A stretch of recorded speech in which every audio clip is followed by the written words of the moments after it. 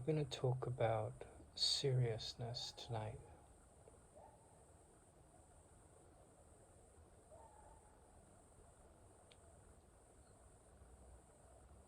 When you're very serious,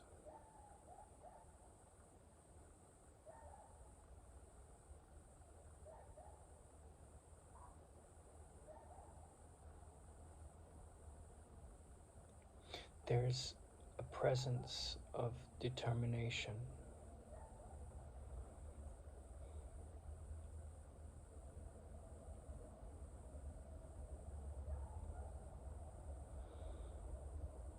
And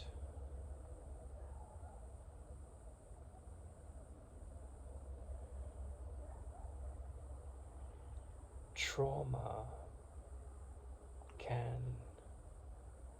birth two children. Trauma can birth seriousness or insanity, neurosis, victimhood.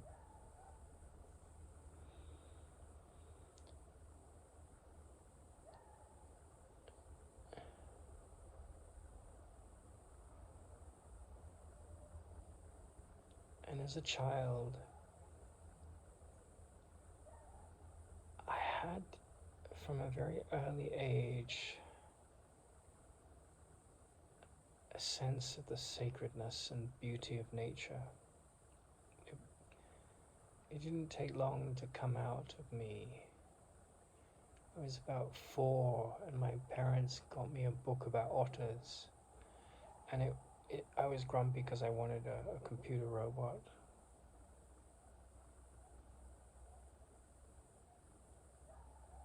But that book opened the door to the natural world for me.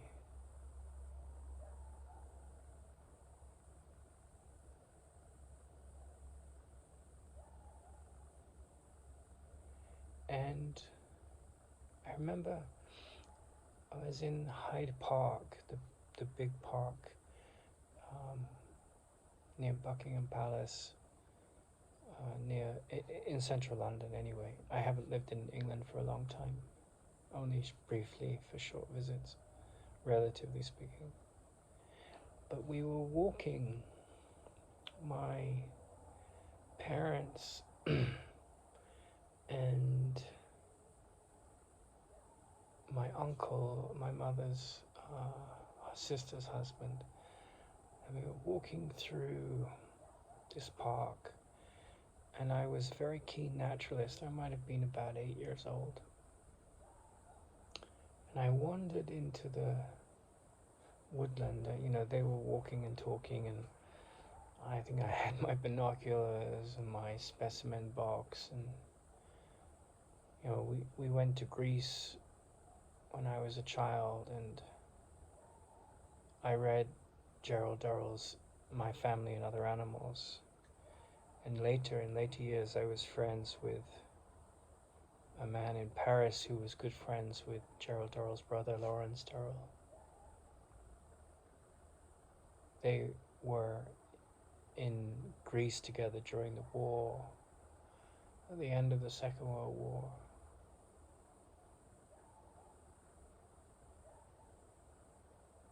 And I also worked at Gerald Durrell Zoo. When I was 16, I went and volunteered there on the island of Jersey. It's unique in terms of zoos because it's just focused on endangered species. So I had this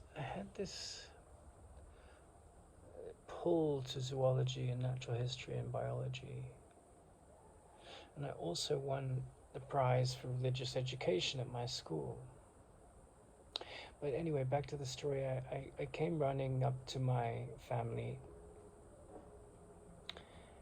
because I'd found a fossilized sea urchin, a perfect fossilized sea urchin, which is quite an unusual thing to find on the woodland floor in the middle of Hyde Park. I mean, it was just something that was sitting there, and I found it. And if you Google, perfect fossilized sea urchin, they're quite extraordinary. If you've gone snorkeling in the sea, you'll have seen the sea urchin with the spines on them, and they're a delicacy, seafood delicacy. But here was a fossilized sea urchin. You could tell right away. You could see all the holes where the spikes came out of, and it was a rock. It was this fossilized creature that was a remnant in time, and I was so reverent of this extraordinary discovery. There was a reverence about my nature and experience. And I remember my uncle said, "It looks like a piece of snot, nose dirt, just a giant piece of snot."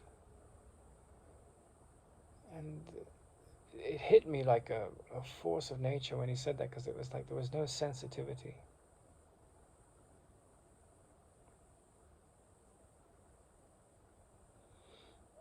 And then all through my teenage years, as I saw the ups and downs of my parents and my siblings, and the fighting and the alcoholism and the adventurism and the poetry and the music and the big ships that my father would take me on, I became very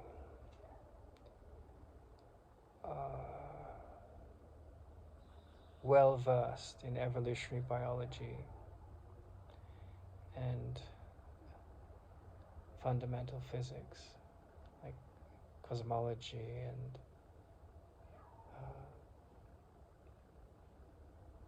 fundamental forces of physics. These things were very interesting to me, but particularly Darwin's realm of evolution by natural selection. And so I go to Oxford University for interview, and I meet Richard Dawkins, and he interviews me, and he asks me what genus of, in Latin, of animal his photograph that he's showing me is, and it's a seahorse, and I didn't know the Latin genus of the seahorse.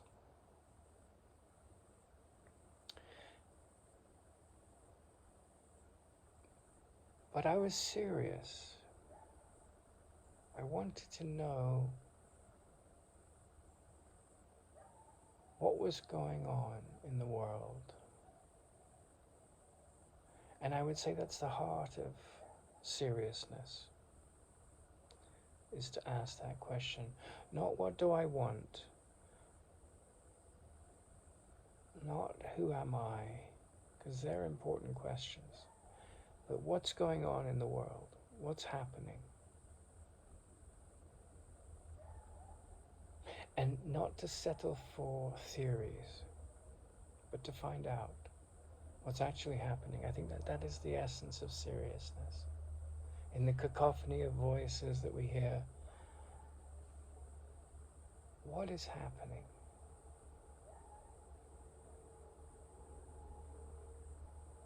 And so, if you study biology, you study Linnaeus, Carl von Linné, the Swedish naturalist, and he's the father of taxonomy, which is the science of putting animals and plants in their respective categories, so you can classify them. And so in a similar way, as you mature, you have to classify what is talking in man, what is behind the voices that speak in the world and that move us to action. What is the classification behind the thinking?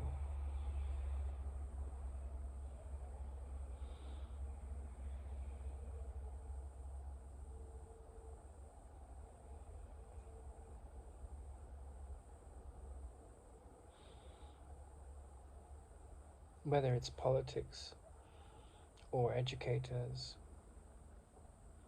or musicians, what is the general thrust of their message?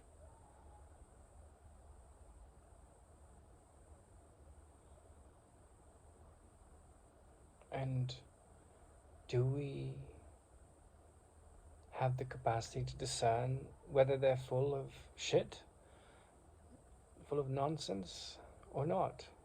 And can we turn that lens on ourselves as well? Primarily turn our lens on ourselves in that way, because without discerning what's true, we're momentum with no clarity, and we cause a lot of mischief.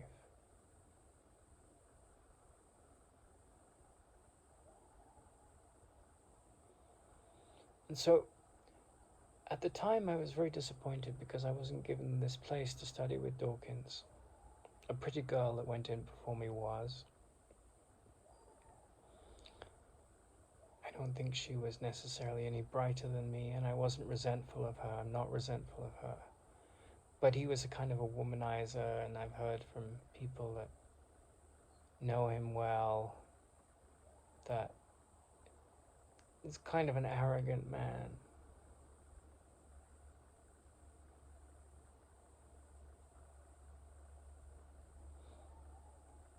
But I do think I didn't finish a degree at Oxford, but I think I went to Oxford. I went to Oxford in my mind. I went there because I do believe that, the Oxford manner that Oscar Wilde talks about is a very sane thing, and I see it more and more disappearing in the world.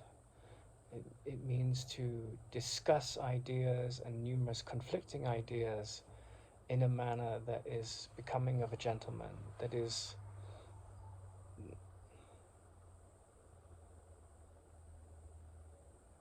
playing playfully with ideas in a way that represents maturity and elegance,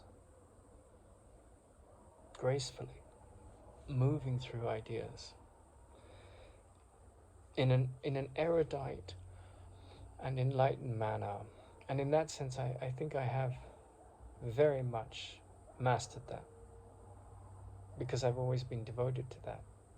I don't see that very commonplace in the world. It's not very commonplace in the literary world. It's not very commonplace in the academic world. It's definitely not very commonplace in the religious seeking world. And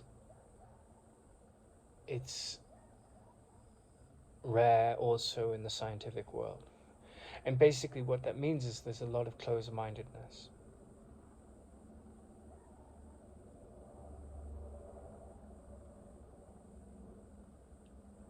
And so I feel that I graduated from Oxford in that sense, from the best of that culture. But I also feel that when Dawkins turned me down, it was my seriousness.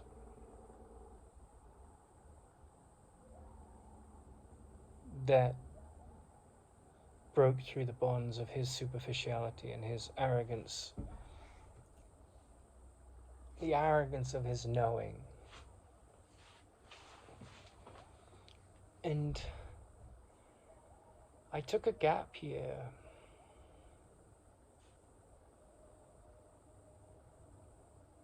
And I was on a whale research ship in the Galapagos, and then sometime later, a couple 100 miles off the coast of Costa Rica. And there was a young man, he was 28, he was doing his PhD. And I remember very pointedly being witness to a moment that stood out to me. I'd asked some questions, and he was very much fixated on his specific focus, which is laudable. But in the context of our discussion, I found him to be very, very close-minded. And he said to me,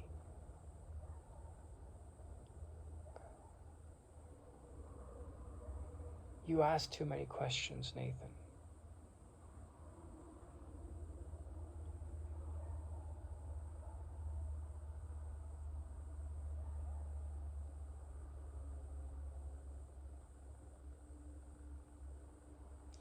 And there was an erosion that was going on in terms of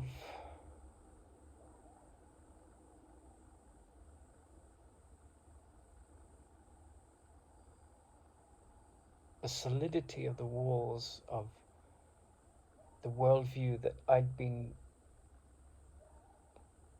indoctrinated with by the education, by the society, by the culture.